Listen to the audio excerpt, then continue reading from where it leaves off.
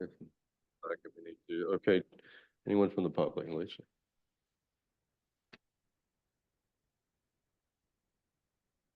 Lisa Sunderland, Historic Beaufort Foundation. Hi, Lisa, how are you? Good, thank you. Good. Lisa met with the Preservation Committee on Friday by Zoom, and the committee was very pleased with the modifications that have been made since the last selection, specifically with the light well and the reduction of the balcony overhang, and also the removal of the garage and the garage door on the north side.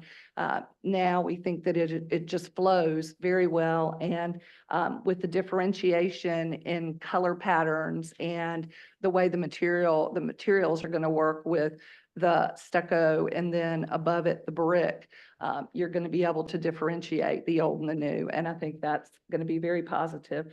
And it checks the boxes for the 7 integrities, and even the idea of the planted pots, because there really is no green space at all on either the north or the west elevation. So she's kind of stuck 0 lot line. And I think those planted pots are a good solution for it. But we are in support of this project and look forward to seeing it moving forward. Thank you, Lisa. Anyone else from the public? Anyone online? No, sir. All right, to our members. Anyone want to start? I will. Okay, yeah. I just want to say that I really appreciate you all looking at the canopy situation. I think the fact that it's been scaled down so much and it kind of blends in with the brick is just a really nice way to, accommodate the function that you need, and also not take away from the parapet of the building. So thank you for your efforts with that. I think you were real successful with that. Thank you. Eric, anyone else? Any thoughts? Do we want to discuss any of the staff comments? Your So pleasure, I sir. mean, I read through them and I looked through to see what they were talking about. We'll just go line by line and see what everyone thinks. The first one, if you go to page A9, we're already there. So on that top elevation, yep, I think one of the comments from staff was that brick opening having stone lintels on the top and bottom to match the windows. Yeah. As opposed to leaving it just an open. I think that makes sense. Yes. Was there, did I hear something? No? She was agreeing. Oh, okay. Yes, I agree. Absolutely. Okay, so that's an easy one. 2 cut sheet, fine. Oh, and if I could interject too, sorry, it's Maria. They provided a cut sheet for the middle railing. Cool. So yeah, I think that might just take away that comment for number 2. Okay. We're gonna do these one by one, folks. 3 is the concrete stairs. Was there any more detail provided for that? That the stairs. I don't believe so, no. Not at this time. Just the first 2. And- Go ahead. I'm sorry, if I could add, and I apologize for that oversight, but yes, and we certainly can provide that, but that definitely is intended to be a concrete stair. And again, with the railings that were submitted, a very clean, non-welded railing that would be very clean. Okay, cool. So that takes care of that. Applicant to note number 4, STL windows and doors shall have spacer bars. Can you speak to that, Lisa? Yes, I can. And I understand that I have been having conversations with the Marvin rep. And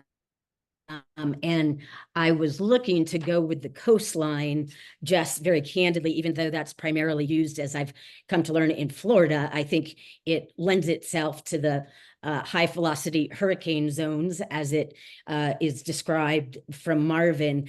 The coastline does not come with the spacer bars. So Marvin is willing to be very flexible on this project. There is a possibility I would have to switch to the Ultimate that does have the spacer bars, but it's a very similar look. And again, unfortunately, my phone, I'm out of phone service this morning. On top of other things, I was trying to get a call into the Rick Keller, who I spoke to about that. But either way, we can accommodate it. It would, like I said, be the same aesthetic. It may be, have to be a change in which of the product lines. Anybody have any comments on that or thoughts? I don't have a strong opinion either way on that. Yeah, I'm kind of the same way. I mean, I think the coastlines look nice. Well, we'll just move to, yeah. The one question staff had was the coastline. It looks like when I looked online that there's the Marvin coastline. They have their standard windows and then there's storefront windows that have like a thinner cladding. Did I see that right, Jeremy or Maria? Actually, if I could, that call out was a generic call out. It would actually be the coastline door as shown, the entry door with the side lights and transom lights. Got it. Okay. A couple other ones, I'm just gonna jump to them because I cared more about them. Number 6, the awnings above the first floor, right below that banding for the second floor. It looked like staff wanted to move those up so that they were more aligned.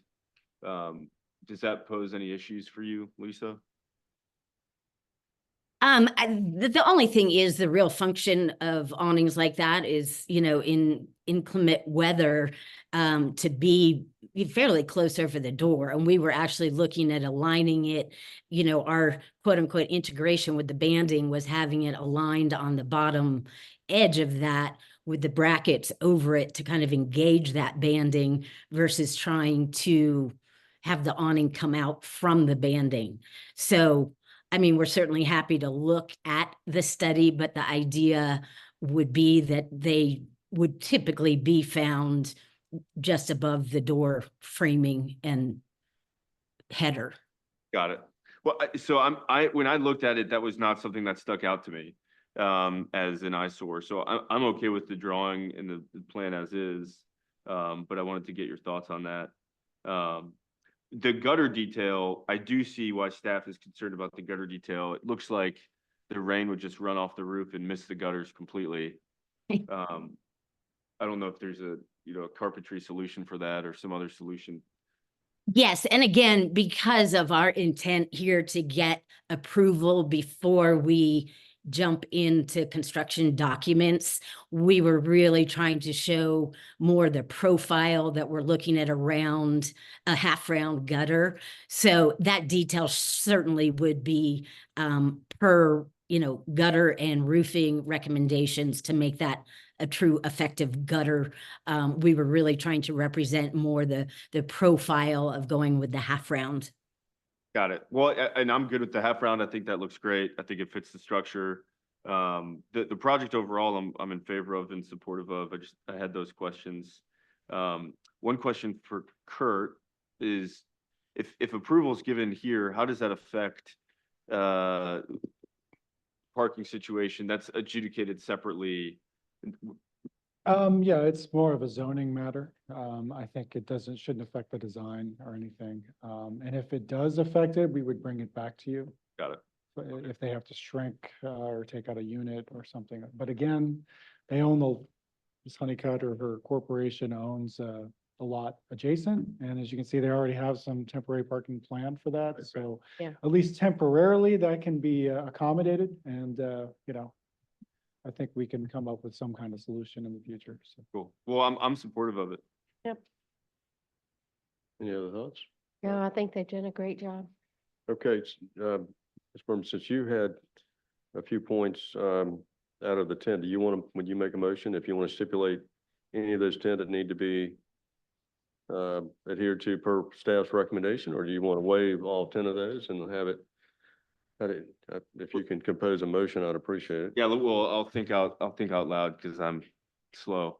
So I think we agreed on number one. They already provided two, so we'll nix two. She already said that it was gonna be concrete for number three, so we can nix three. I don't particularly care about number four. I think the coastline windows as presented look good and fit. So I'd be okay with nixing four. She answered number five. They're not the storefronts.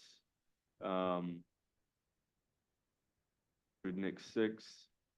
Seven, I think makes sense. That's kind of a field determination thing to make those functional.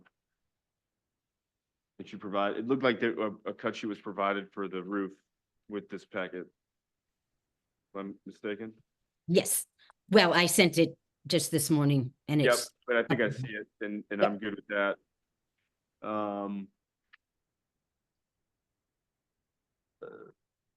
Jeremy or Maria, did you all want to make any comments about number nine, the color selections? Is that in opposition to the ones that are provided on page A14? No, not really. We just wanted kind of clarity as to which direction they were heading and if they were going to do one color or if they were going to kind of go for that kind of Fine. modeled blended look that you see there. And then just to kind of wrap up that comment, if it gets to that point and they go forward with this kind of blended look, we would definitely want to see a mock-up of that, especially just with that color selection. But yeah, that pretty much was our the comment, just clarifying if it was that blended look or if it was just maybe one option out of that. Got it. And then so number 10, the stucco being a smooth finish versus textured, the A14 says that it's textured, but you're asking for a smooth texture to the stucco. Is that correct? Yes. And is there any issues with that, Lisa? no, not at all. Again, they're challenging samples to get, so I was trying to use imagery to convey it, but that's fine. As I said, it wouldn't necessarily have the sheen that is shown, but it would be a blend of the colors for a modeled finish, and we definitely will be doing field samples. Excellent. So if I were going to make a motion, it would sound something Please. like Go ahead. I have one question. On page A10, the jam detail number 4, is the brick veneer that's going around the wind or to the window, is that going to be an L-shaped brick or is that just stopping? You see where I'm looking? There are actually trim pieces of the thin brick that we can actually wrap that. Again, looking at this as a design exercise, not a construction. I realize you want to see what the finished things are looking like, but yes, we certainly can do that as an L, which we would be doing on the corners and where the columns exist on that second floor. Okay, good. I just wanted to make sure because I think. Sure. No, in fact, I'll make a note of that here and make sure we address that. Thanks. So you may want to add it as a condition. Condition. I mean, It sounds like, I think, Right, so- so 2 let's and say- 6, I think you were talking about removing. So, is that right? The railing and the awnings. Well, Number 4 as well. 2, 4, and 6? We provided the metal stair railing. Yeah, I was gonna nix that because that was provided. Yeah. 2, what I- 4, what- 6, and So I would do it this way. So I'd say number 1 would stay. Number 9, we would modify to say applicant is going to provide a blended mock-up that staff can approve at their discretion. And then applicant has noted that it'll be a smooth texture. And then in addition to that, the jam detail as per page 810, detail 4, they should provide an L-shaped brick veneer to tie it into the structure. Something like that. and would you like So to add that's- 1, 3, 1, 3, 7, and I'm gonna just make it, we're gonna start fresh. We're gonna say we're gonna keep condition one. We're gonna modify condition 9 to say applicant will provide a mock-up of their blended stucco finish. And then how do you want to explain your jam detail? That there would be an L-shaped The brick veneer? would be turning that corner so Right. that it ends up not being a weird material and Right. still having that dimension that we're looking for with a veneer. How do we word that in 3 All right, words? so that's his motion, approval for final with those stipulations. Is That's that, right. That's right. I need a second. Did you want to add the concrete step and the gutter detail? And I think you were in. Well, the question that I would have is that staff should be requiring this information. And if there's anything like that that's not included in this set, it should be included in the final set. And I would defer to staff to make sure that those are done and completed correctly.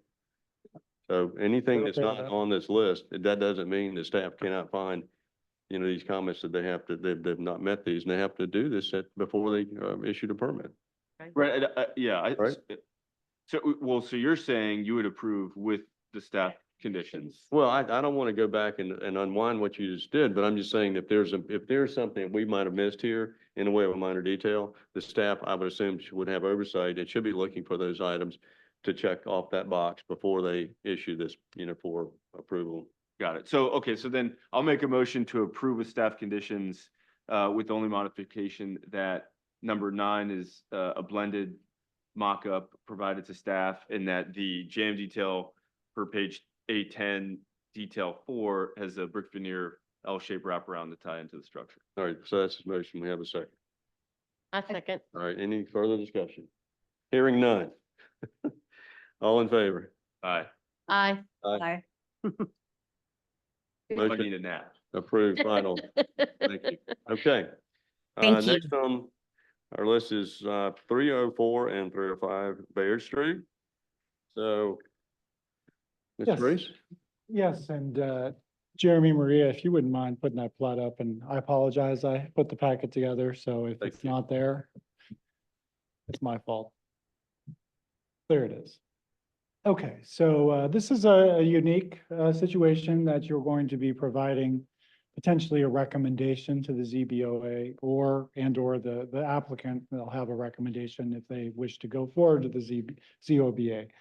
So earlier this year, actually might have been yet last year, but earlier this year, we received this plot, which was subdividing one lot from this Bayard Street property. So it's a pretty good sized property that I understand has been in the family for forever, essentially. And I understand it's in a trust. So when this came before us, we turned it down because as you see in your memo, as per the code, any subdivision of any property in the original 1969, which we understand might have actually been adopted in the early 70s, property requires a variance before the Zoning Board of Appeals. And so, the thought for myself behind this is the Zoning Board of Appeals really doesn't have any expertise in historic preservation. But they are the end authority in the code and for usually subdivisions and variances and that sort. So I thought it might be appropriate, since the intent of this is to preserve the historic district, preserve these historic properties, see that they're either, if you're going to subdivide or build new, that it meets that surrounding area. That's really in your wheelhouse. And I think it would be beneficial to the ZBOA to really get your recommendation, since they're really just kind of concerned with zoning related matters, right? And so that's why it's before you today. In the meantime, I think the families met and kind of considered, if you see on the hatch line where there's a fence, potentially. Jeremy, can you enlarge that? Oh, Because sorry. I'm like totally blind. So thank you. potentially adding another lot line there. So if they would bring this forward, I think they're potentially considering doing 3 lots, not 2. So the lot right now is a little under an acre. It's obviously up against the river. There are the structures that you see on there are already there. And so if this was to be approved, or you wouldn't be approving it, you'd be recommending it to the Zoning Board of Appeals. there potentially would be 2 additional lots that would have to go through the process and get a COA for approval if they were going to build new structures. Now, I understand the intent is really for tax purposes for the family and the trust that it's in. So just to make it a lot easier on them and how they pay taxes, et cetera, I'll let them speak to that. But that's what you're considering today. And looking back on the history of this, there's definitely been subdivisions, whether it was done correctly or incorrectly, in the northwest quadrant.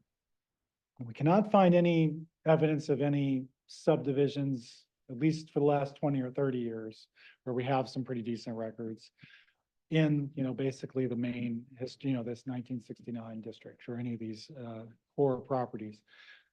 So it would be, kind of a big change. So I let them make their case, but I think you have to, I think they want to propose it, and you do have a lot of safeguards should that happen. Again, variance still has to be approved, and I think they're looking for your opinion. Do you feel comfortable approving this? Would this match would this meet the historic district if it was approved? So hopefully I've explained that, decently well. If not, you can ask me any questions that you'd like on it. But again, that's what you're looking at to do. It's just a recommendation. It's not binding. In the end, it'll go to the Zoning Board of Appeals. And also, they would have to, if they want to add that 3rd lot, they'd have to provide the final plat to that Zoning Board of Appeals and make an application there. I think, they really want to kind of test the waters, feel like, is this something that the city would entertain? So with that, I'll stop. Thank you, Kurt. Interesting to get comments here in a moment, but it seemed like that once again, this board has been put in a unique situation to opine on something that may not be within our purview. And I know it's a recommendation or not, but the applicant that would ultimately go before the zoning board, if this group today decides that they don't think it's a good idea, that would certainly shade how or impact how the planning, board may or may not feel. So I'm a little concerned that we may be a little bit out of our lane here, but I'm certainly open to, I'd like to hear from our applicant and then our public, and then we'll see what our members have to say. Thank you.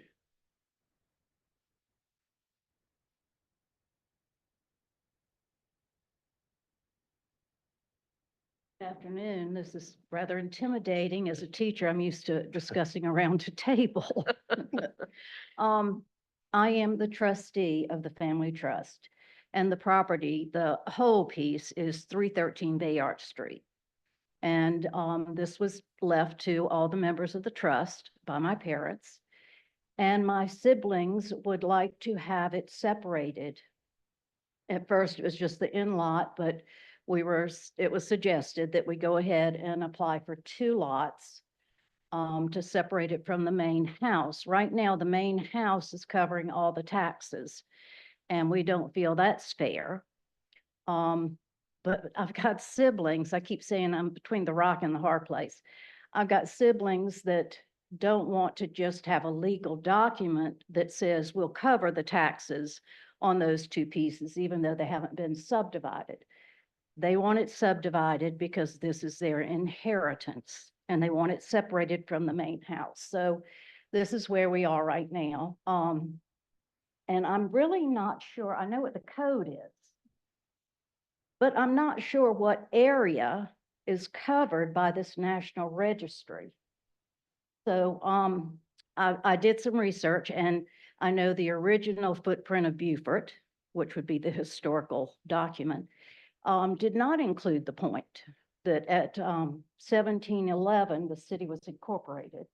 And the point, which was called Black's Point at that time, was not added until it was annexed in 1809. So again, I don't know what area I'm in opposition to as such. What I'm fighting for, is it, okay, so when was that established? Right, and what was that based on? That was a survey. But yeah, that's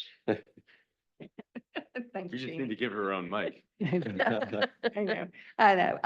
That was the initial survey that was done by Feist Wright and was a project of the City of Beaufort and Historic Beaufort Foundation to survey the properties within the 304 acre district of our downtown. And that survey set the stage then for the National Register nomination. So the survey was in 65, the nomination was approved in 69, and then in 1973, it was designated a National Landmark District. So what the code reads is that any property that was a part of the 1969 National Register nomination cannot be subdivided. It doesn't say can go to the ZBOA for a variance. That just happens to be a remedy to someone if they have a request. So, basically, our whole 304 acres is what we're talking about. So the point was a part of that whole district that we have, and in 1969. So, okay. And what Kurt was referring to a little bit earlier with the Northwest Quadrant, the historic review guidelines were not extended into the Northwest Quadrant until the update of the historic district guidelines in the 1989, 1990.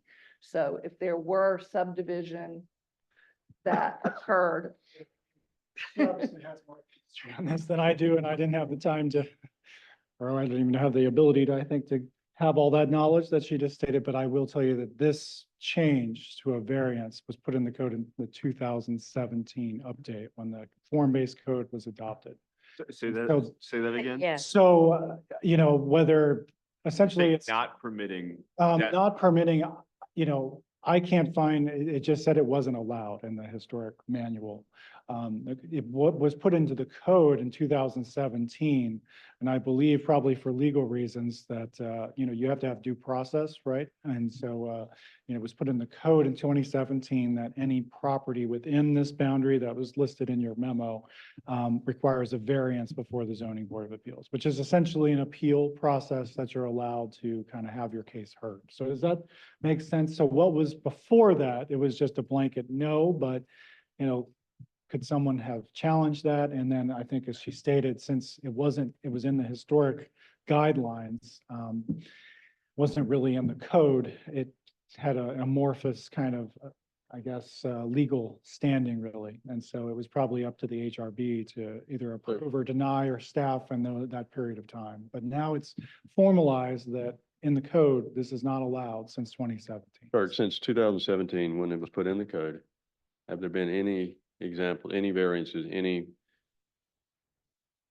changes to that? Not Has these been adhered core to. properties, no. Has it been tested? Do we know? It's not been tested, but there's definitely been properties that have been approved in the Northwest Quadrant. That's for sure. So this would be And there's been developments that essentially are subdivided, like what was it, Liberty? What's it called? I mean, that was a subdivision of a number of properties, right? But something of this nature and these historic properties has never been.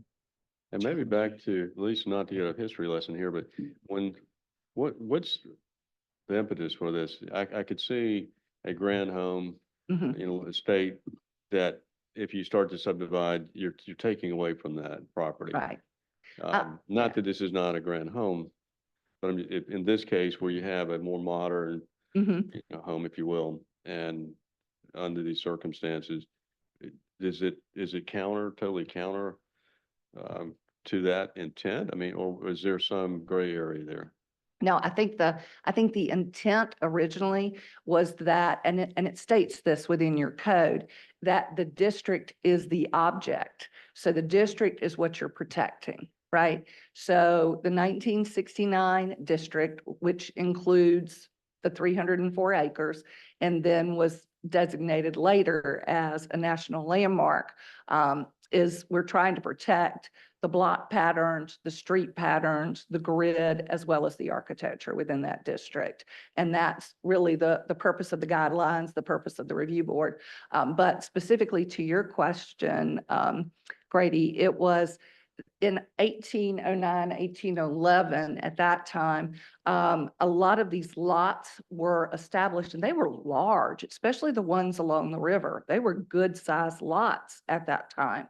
And, the idea was to kind of keep those view sheds and keep those openings along the riverfront, a lot more green space rather than filling up like Savannah did or like Charleston did.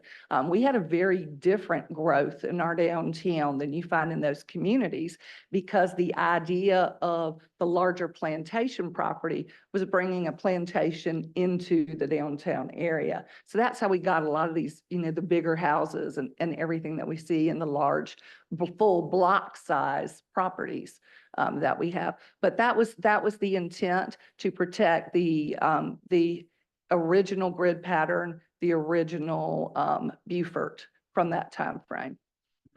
I Thank have a question. Can we address anyone else in the public? Well, I don't know that she finished her She did. I'm presentation. sorry, Ms. Oh, okay. Ms. Roger, my apology.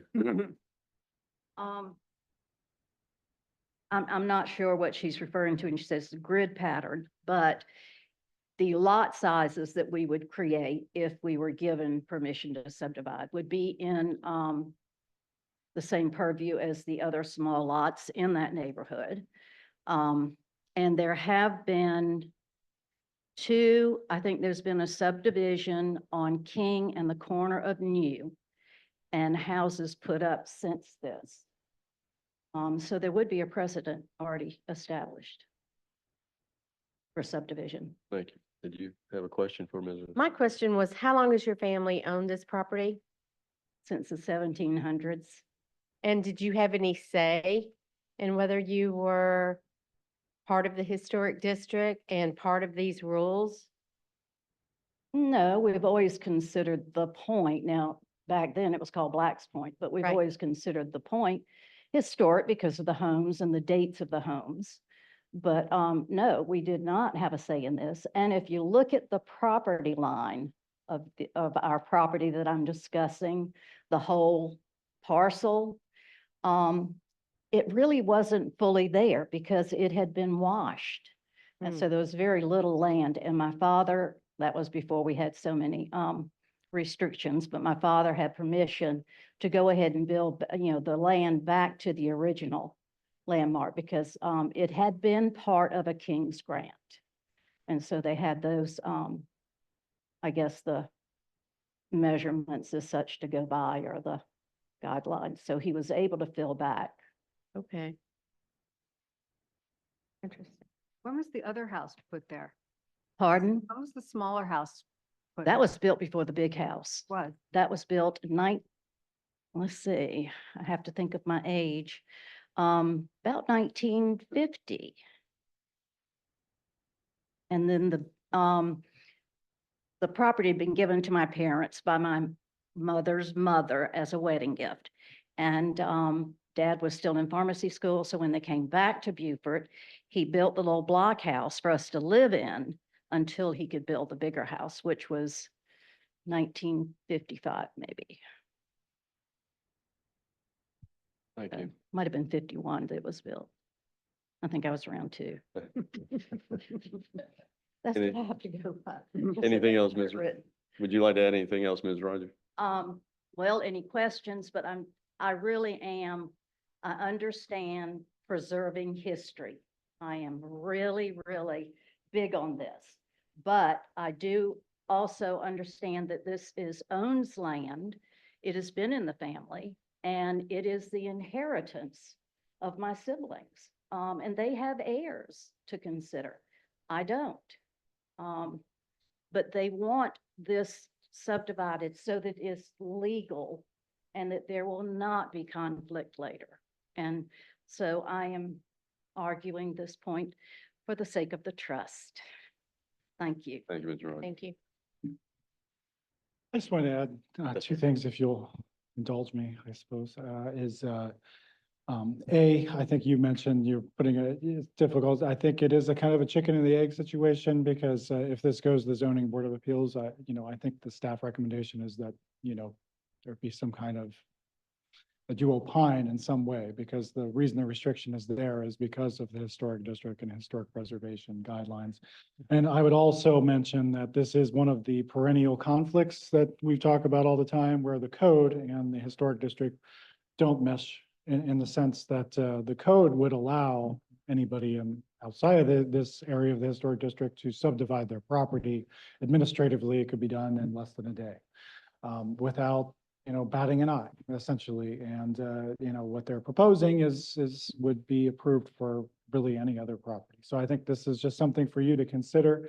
And the other thing I would consider is just as a planner and is that, they're basically be creating one additional potential lot for a house. There's already a house that would get a lot. So at the worst case scenario, you'd be creating a lot that could be built on. So, I mean, that's something to consider, and essentially that could be an ADU right now if they wish to. I think that's, it's kind of a non-conforming lot anyway, so it's an interesting situation. So I'm just. No, thank you. So I- If this, I assume this would go to the planning commission, it would have to, obviously. Will the staff opine? Will the staff make a recommendation either way, regardless of what is done here today or not done here?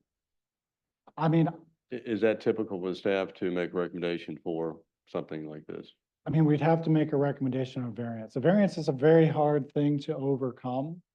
And so I think that's, why I think really the restriction is here for historic preservation reasons. And I don't know how Jeremy and Maria feel like about it, but I don't believe it would detract from the original house. And I think to me, this is reasonable. So, I'm not a preservationist, so I'll let that to Jeremy and Maria. So, Are they prepared today to? yeah, they've been part of Thinking. this and the TRC. I would like to hear what so- they have to I'd like to hear There's a hand up as well, so. from Yeah. Jeremy and Jeremiah. Jeremiah, that's Jeremiah Smith. This is Jeremy.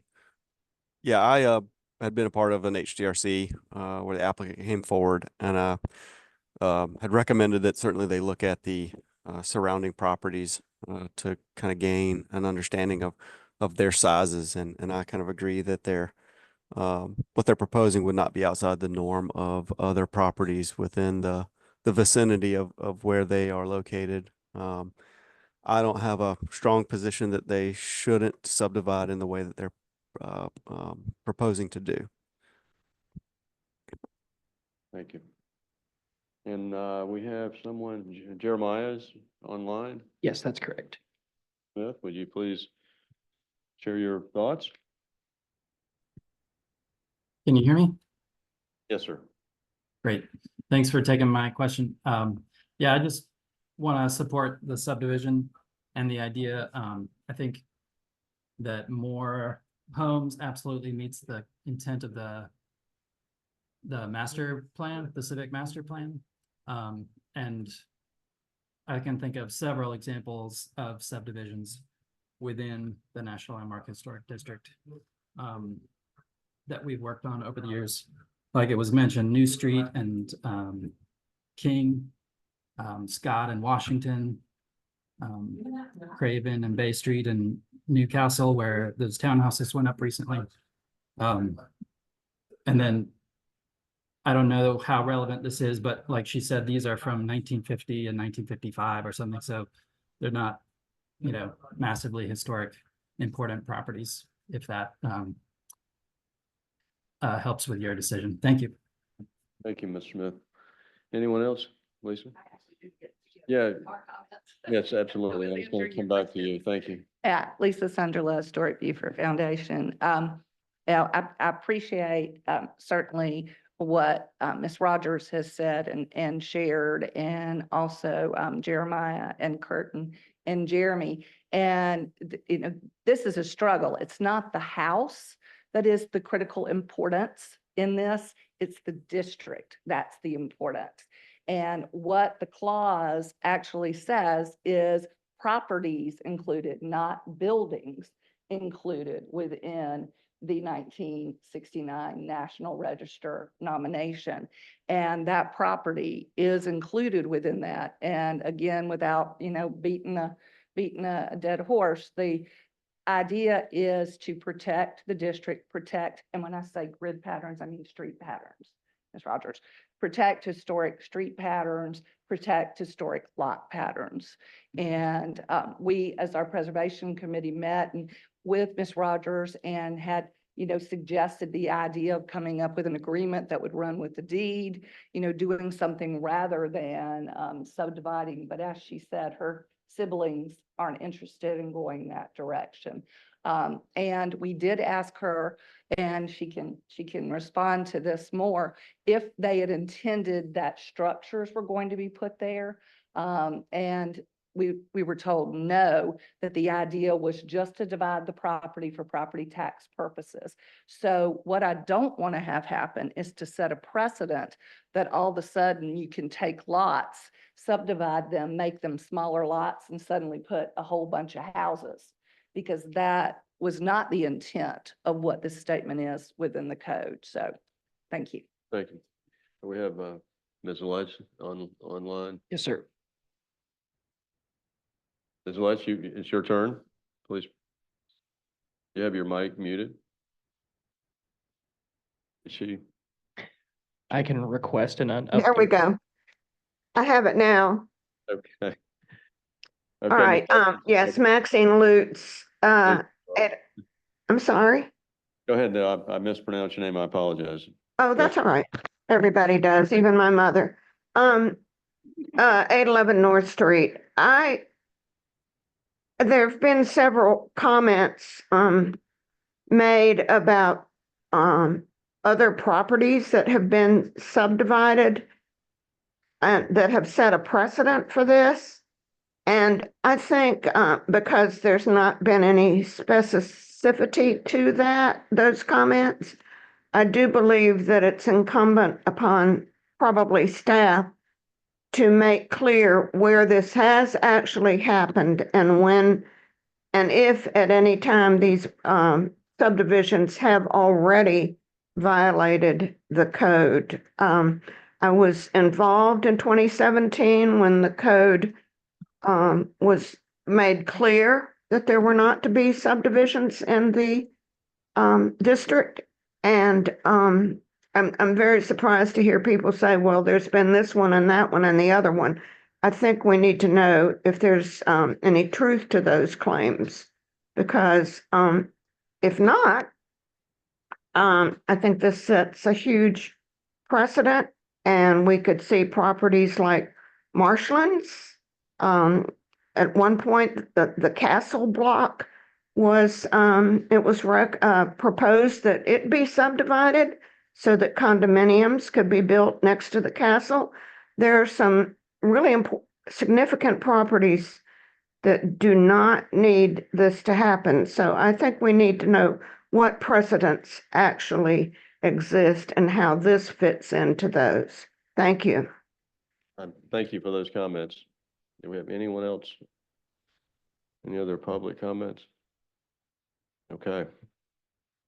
To our members. You want to start? Well, I tend to agree with Maxine. I would like to know specifics.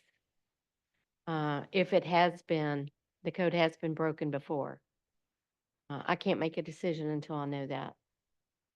And just remember, this would just be a recommendation. We don't have the authority to approve or disapprove, but I think obviously whatever comes out of this body has some weight and would certainly have some influence on the planning commission. So we have to keep that in mind. So I appreciate what you're saying. If there's some questions on something, and there's additional information necessary that may or may not change, your thoughts, Right. then we should get that information. Eric? I have a few different thoughts. One, when I first read this, my thought was the same as yours, which is I don't know if I should even comment on it. I don't know that it's even appropriate for us to comment on. The other piece that I think you already asked, or somebody already asked, was why is that even a restriction? With the genesis of that, I think you explained some of it to prevent future folks from splitting lots up into tiny parcels and putting a bunch of homes and changing the nature of the cityscape or the district specifically. I kind of hate that argument because I don't like the idea. I think it's almost a perversion of government to put a restriction on all of the future when we should be entrusting each body and each committee to make judgments case by case. I think when you take that away from them, then you're just it's kind of regressive. So I don't, while I understand it's in the Beaufort Code and it's in the guidelines, I philosophically don't agree with that method of government.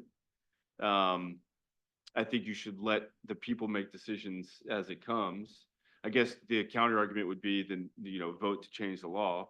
But it's very difficult to galvanize people on something like that requires, expertise and nuanced understanding. So at base, we're talking about lines on a map that you can't touch, see, or feel. If it's subdivided, you can walk by it and it will look no different. It'll feel no different. The issue comes in if people want to put things on it that don't match, but that would be for a future body to deliberate on. So I'm also partial to, just property rights and things that individual private citizens own. So I those are my thoughts, and I'm not sure I want to give an official opinion one way or the other. Thank you. I totally respect what you're saying. Absolutely. I mean, this subdivision isn't really going to affect the grid of that particular part of the city. I mean, it's tough when you're dealing with family and everybody, wants things a certain way. And so normally I would think, oh, go ahead, go ahead. You're right. It's not going to change how it really looks from the street until, and I'm going to assume that at some point they're going to want to put a house on it or a building on it of some sort. Which they could now if they wanted to, They could. Yeah, they could. without subdividing. Right. So And- is the whole But point then, moot? as she was saying, the whole heirs thing too, like this is my piece and that's my piece, you know what I mean? Because Sure. it's the way it is. But then, as you said before, let people make their own decision about their property. This is set as a precedent for everybody else, then what's going to happen to our whole historic district potentially? It's I so just hard. think the slippery, that, I think that's I just hate that argument.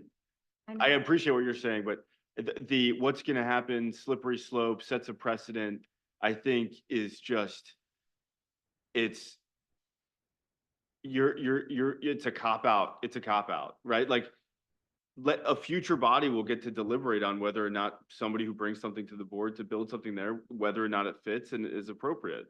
Saying it sets a precedent, I think is just a way of saying, I don't have a good argument for why they shouldn't do it right now, other than it sets a precedent. Right, but isn't our job to preserve the integrity of the historic district? Isn't that why we're here? I agree with You know what that. I mean, I don't So- know how, if we had an opinion to allow this, how does that not preserve it? Make that case. What is not preserved? By simply allowing lines to be drawn on a map. We can't pontificate on what happens in the future because that hasn't come to fruition yet. And nobody has brought anything before us to build something. There's no conceptual plans. There's no real plans. If we're just asking about lines on a map that are just made up, how is that not preserving something? When it's just lines on a map, it's one thing, but when it becomes But that's- three-dimensional and It's not. Anyway, that's my point. Well, I think those are sound positions and arguments to take. What strikes me is what Ms. Rogers says, this property's been in her family since King's Grant. Right. And here we are in 2024. Yeah, who the hell are we? We're going to opine on something that has been in the stewardship of their family for a very long time. This is not somebody off the street that just bought this property and wants to flip it and develop it. That's I why think I we asked the cannot question. exclude that in our thought. I mean, if you want to live history, talk to their family. And I would assume, since they own this property since King's Grant, that their intentions are good. And I don't want to be naive, think that it'll always be maybe within their family's stewardship. But I think that has to be taken into consideration. I certainly couldn't discount what I heard. Yeah. I can't imagine any scenario that this family would go out there and put this back on the market and try to sell it to the highest bidder. That may happen. I don't know.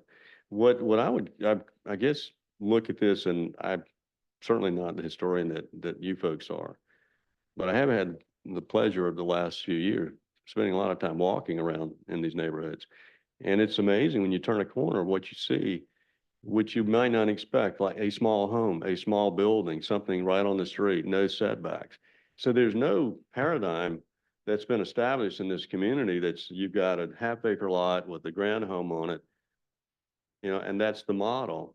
This is a very random neighborhood. At least I think you would, I mean, it's a fact. And I don't think that there's such a grid system, a street, a block, that whatever you did with subdividing this or not would have any impact in the grid overall. And we're not blocking streets. We're not, creating side streets. So I think that argument, although it should be, considered part of the process, but I don't think it, to me, doesn't carry a lot of weight.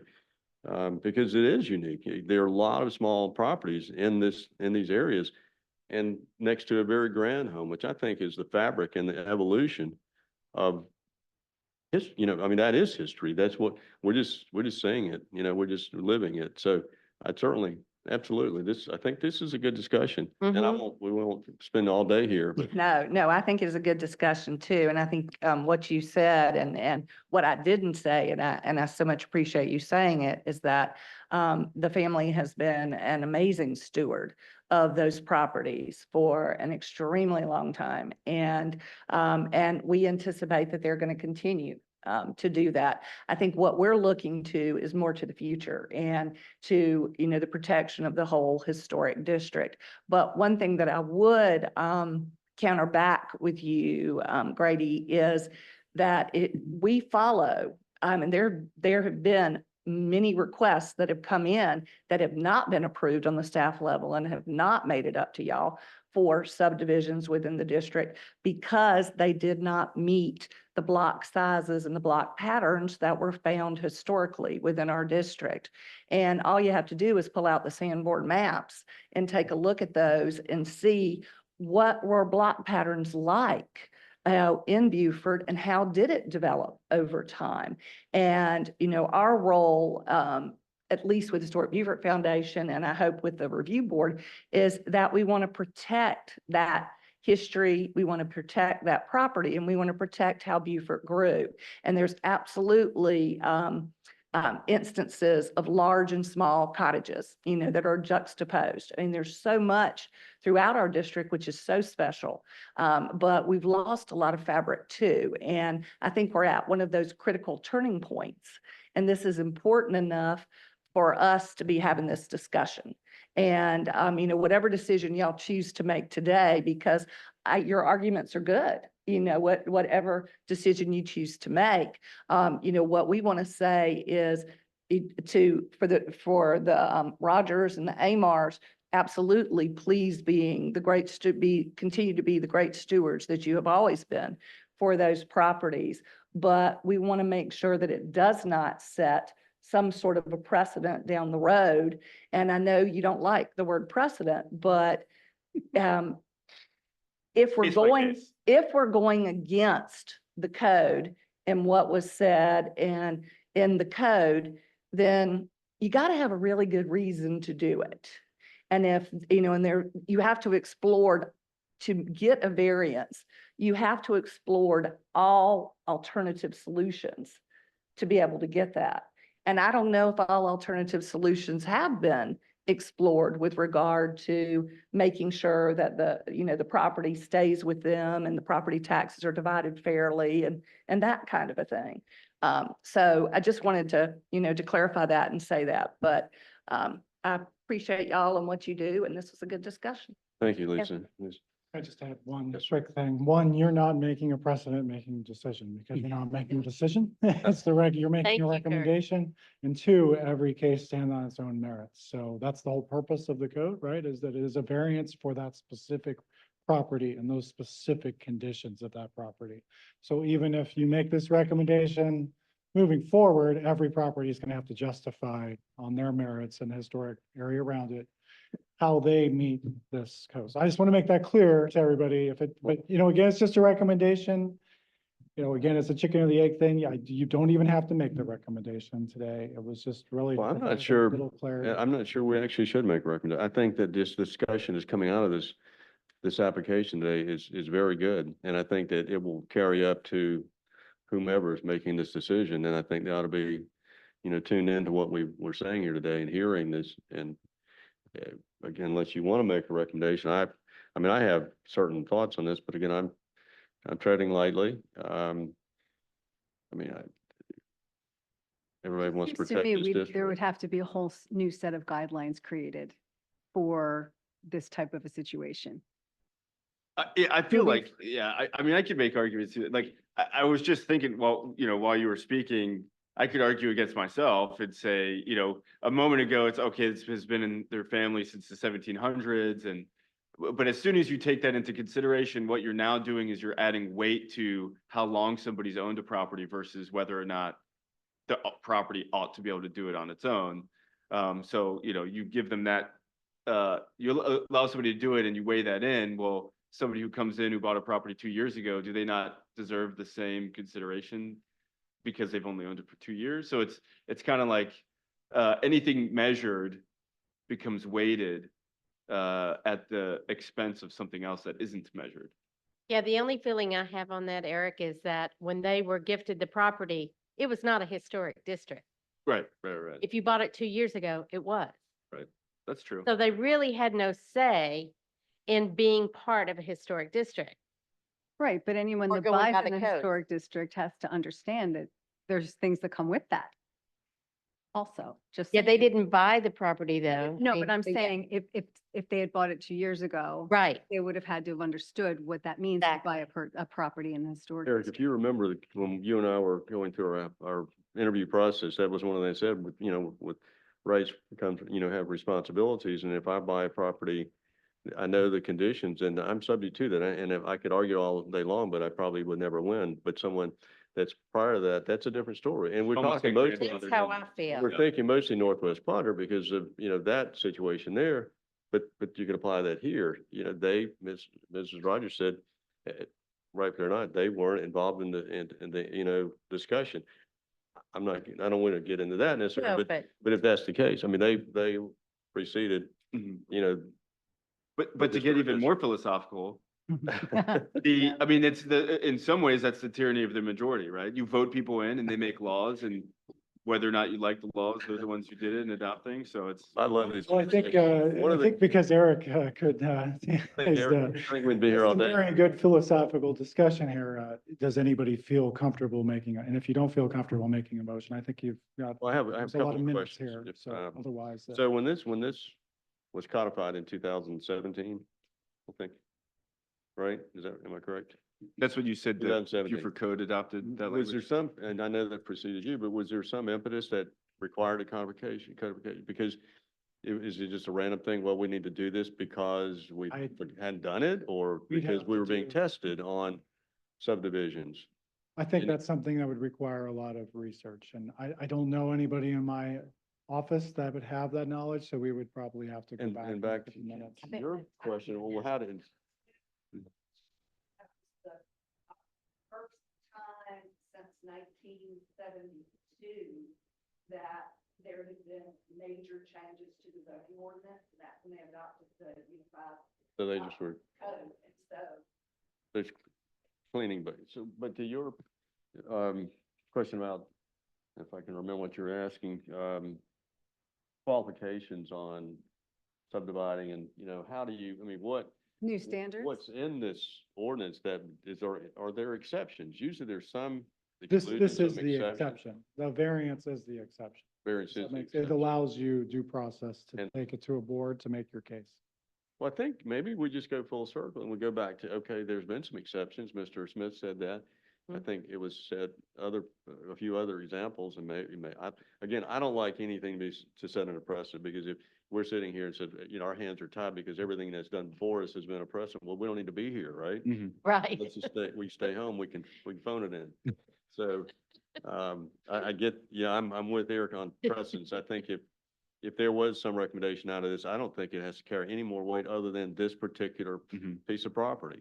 And let it go at there. And then the next one that comes along, if ever, which should fall or succeed on its own merits and not what's done before. But with that said, unless you folks are, I'm not sure that we really even, other than having this very good discussion, should conclude with any type of a recommendation. I know that maybe is a scapegoat, but It's a cop out. it's a cop. It's a cop out, but I agree. We could recommend the opinion that we're conflicted.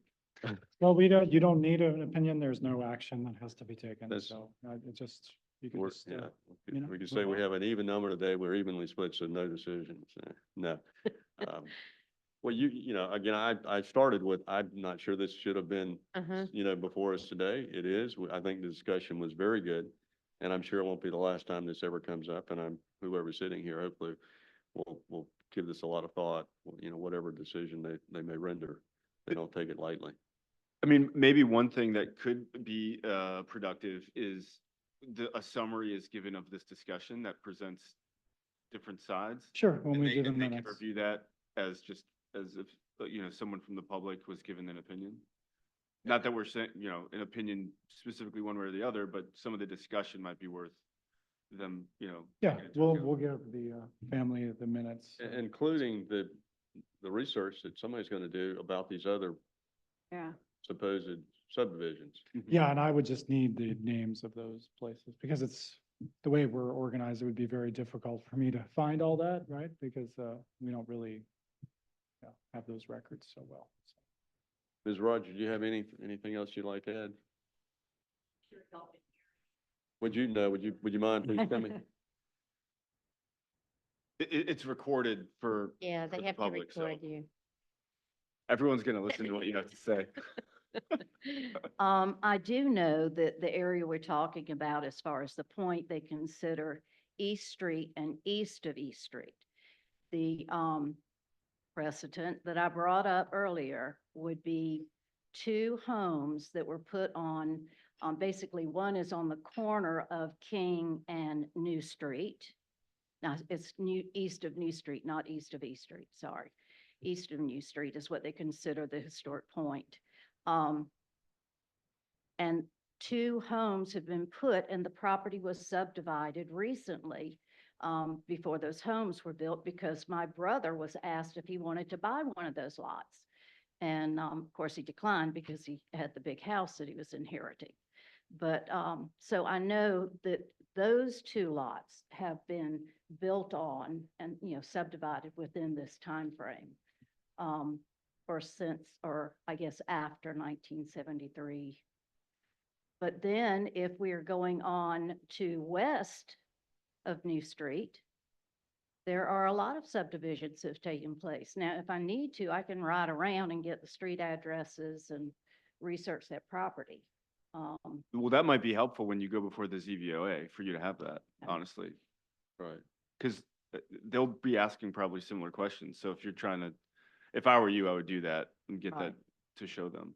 And I mean, anyone that rides around Beaufort knows that they have been subdivided and built on. So yes, I wouldn't mind doing that. I did not have time to do that. And I even sent an email to Kurt about maybe I should postpone coming today so that I would have time to do that. And the recommendation was, since y'all would probably discuss it anyway, I should be here. So that's where I am. Thank you for being here. Is All right. time of essence here? Are you all, looking to do this as soon as possible, or is, For my frame of mind, yeah. truly, Got it. soon as Say no possible, more. but there is no reason to rush it, other than I have, in particular, there are 5 of us, and in particular, I have 2 siblings who definitely want this subdivided so that the properties can be named as who has which pieces. And since I don't have heirs, I probably wouldn't be on any of those. So it would be 4 children and 2 pieces of property. So, yes, that's where I am, Thank you. trying to keep peace in the trust. It's hard. Any questions while I'm up here? I think we're Thank very good you. conversation. Thank you, Mrs. Rogers. Thank you. Kurt, anything else? Action that you want to, recommendation you want to take, and we can just move to the end of the meeting. Okay. Um, Anything else? catch 'em. Anyone want to make a motion to adjourn? I'll make a motion to adjourn. Yes. Do we have a second? I would second that. All right. No discussion, all in favor? Thank you.